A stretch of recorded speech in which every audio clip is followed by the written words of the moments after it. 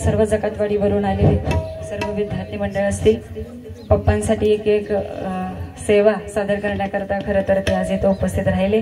सगळ्यांनी एक एक सेवा सादर केली।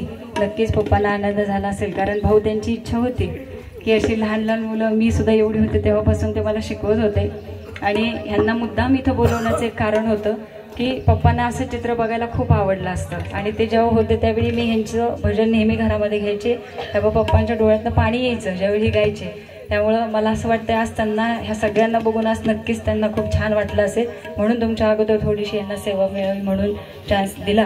तुम्ही सुद्धा सगळे इथं वेळेत आला, एक एक अभंग सादर केला, त्याबद्दल आमचं नाद ब्रह्म बालभजनी मंडळ जकातवाडी तुम्हा सर्वांचं मी शतशः पुनश्च एकदा आभार व्यक्त करते।